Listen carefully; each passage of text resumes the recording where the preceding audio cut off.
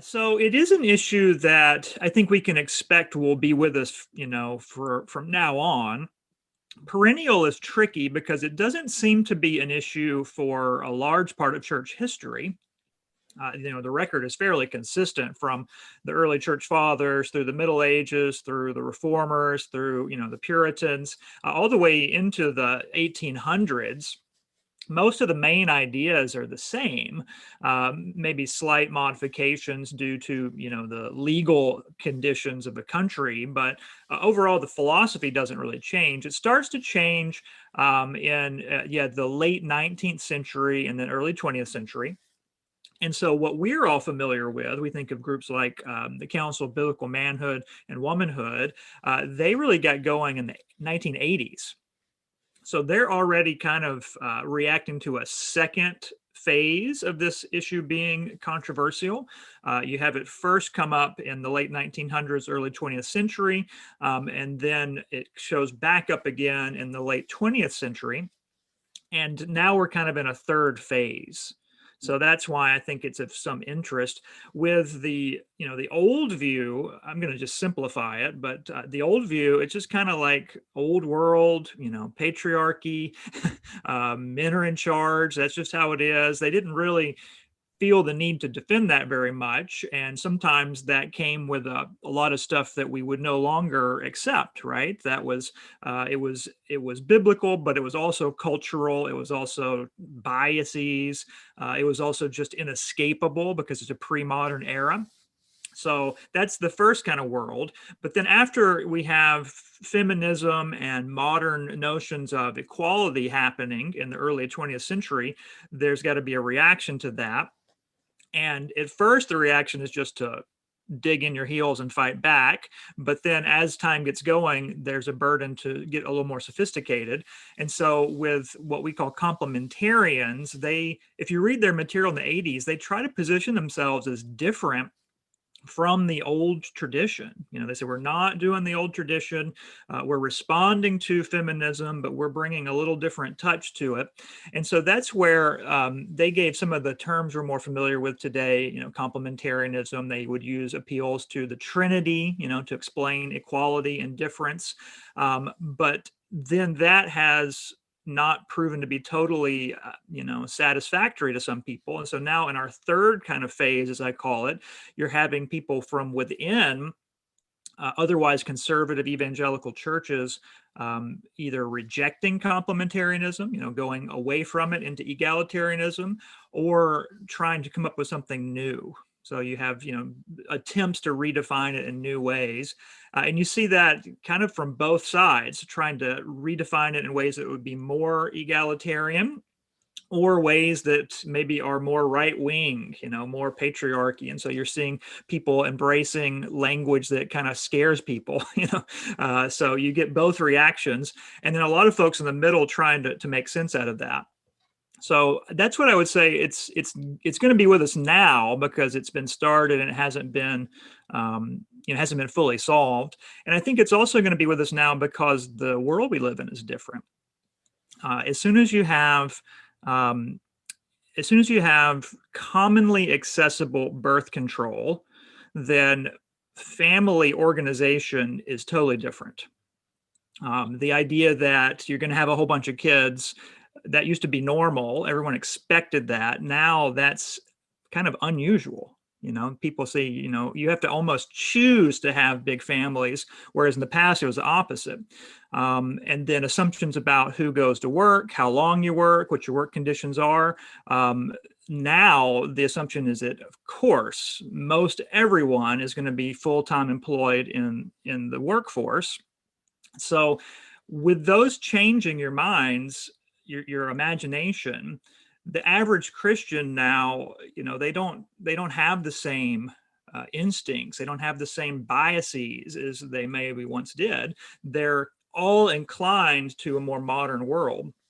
And when you talk about things like complementarianism or male-only leadership in the church, that's really different. I mean, it really is controversial. If you grew up in the church, you may not think of it that way, but it contradicts the prevailing assumptions and the momentum of the world in which we live.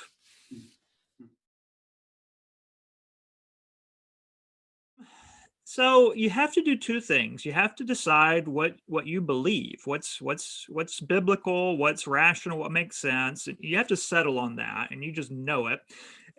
And so you're not changing that.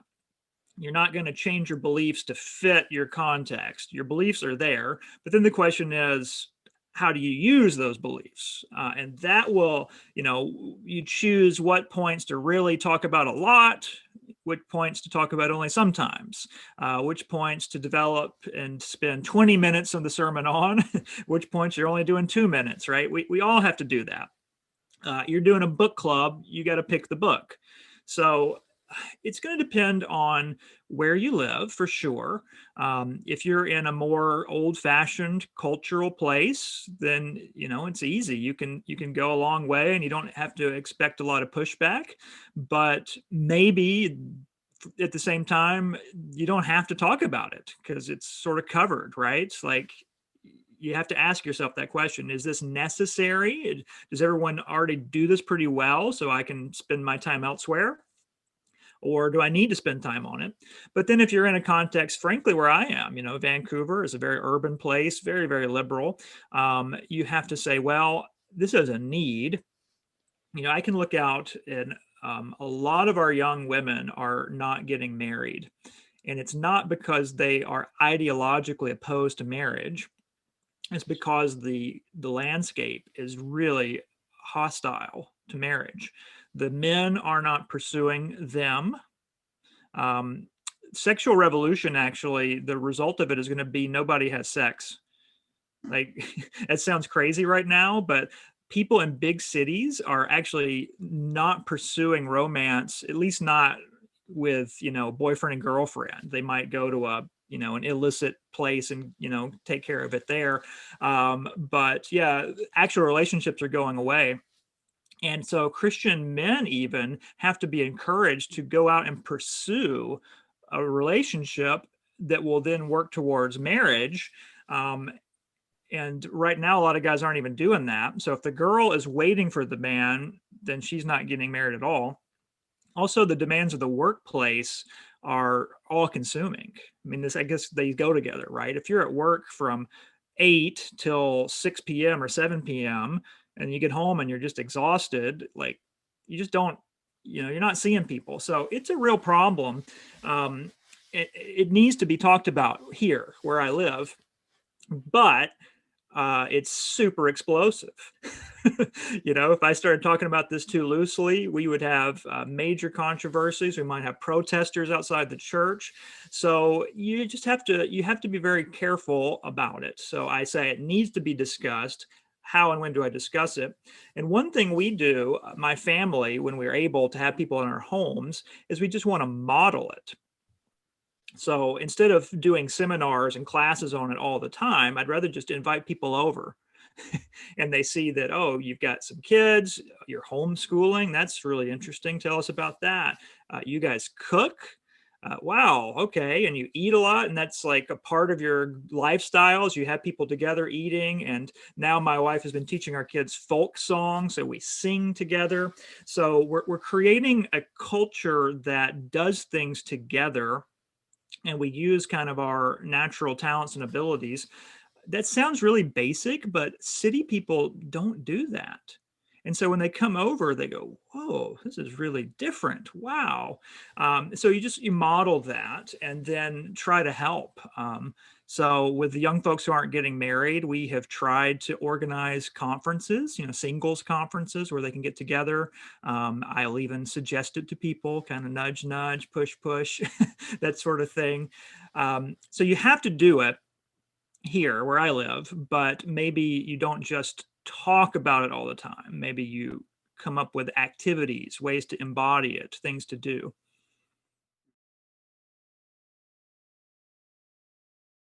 So the thing is that we as Christians, we use the word egalitarian, and we kind of think of that as like men and women and maybe ordination questions. But we need to understand the world at large is totally egalitarian.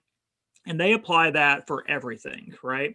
They think everybody should be able to do whatever they want to do. And maybe in the past, the only limitation was capability, right? You just have to prove you're good at it. But now that's going away because people are asking for their inequalities to be balanced, right? They want other people, other structures to give them equity. So the dominant world just totally believes in egalitarianism. So if you say, oh, pregnant woman shouldn't be in combat, you're thinking, because that's crazy. She's pregnant. She's about to bring a human into the world. Give me a break. Like, but they hear you are restricting her freedom, right? You're telling her what she can and can't do.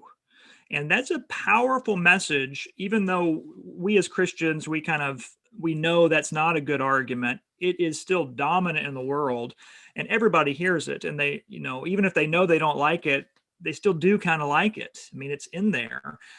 So a lot of Christians say, well, and of course, then the other side is they say in the past, you guys were abusive, which is true. There are plenty of historical examples of arguments for male superiority, which were not good. They were not Christian arguments. They were, and then they were used to do bad things. So that's true. That's out there. And I think what these folks are saying is that because we have a history that's a problem in our minds, and we know how challenging the world is out there, we just have to lower our goals, right? We're just going to do a much smaller thing here. I think that's kind of their philosophy. I don't agree with that. I think that they often spend a lot of time attacking people who ought to be friends and allies. But I think that that's what they would say. For the sake of reaching outsiders, the sake of reaching non-Christians or persuading people that don't understand, we're going to dramatically restrict some of these topics. We're going to try to present it in a way that's not alienating.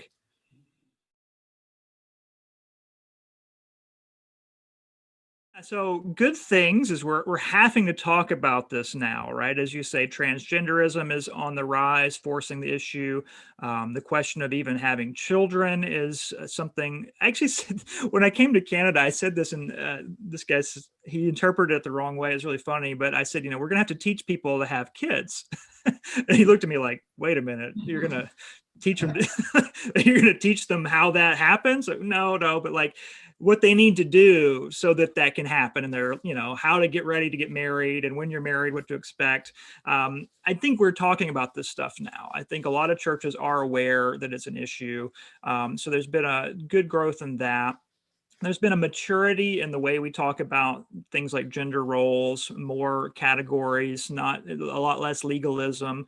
And I also say that it's good. It's a sad situation. It was unfortunate that it had to be a scandal of sorts, but the awareness of sexual abuse, right? The fact that we all know about that now is really important. That happened. A former church of mine, our denomination, we had to have like all the pastors had to sit through a seminar on this stuff. And it was like shocking, but really helpful to know that that's a reality too. So even though I'm rah, strong complementarianism, I want male leadership and all that stuff, the fact that we are aware of abuses and we are asking questions and we're trying not to repeat the past, that is good. And I want to always make that, part of my leadership, right? So that's good. Dangers is overreactions, right? I see guys who have things like red pill church. I don't know if you've heard that expression, red pill, but it's a thing online. That's bad, right? You don't need to develop a church about like we're macho men who do tough guy stuff all the time. That's unnecessary. It kind of makes it a game you're playing instead of normal life, and it quickly, turns off a lot of people that should be your friends. Other dangers are just always getting captivated by the latest news story, right? There's a shooting in Georgia. It's tragic, but does it really mean anything for our church culture at large? Probably not. right? It was probably a young man who was disturbed. He had issues, but people wanted to turn that into this conversation, right? Like all Baptists or all evangelicals need to talk about this. That's a we need to get we need to have the ability to ignore a lot of those stories. So even though we care about abuse when it's real and we're keeping our eyes on our world, we're not controlled by the news media, right? Whenever there's some scandal somewhere else, it doesn't have to dominate everything we do all the time.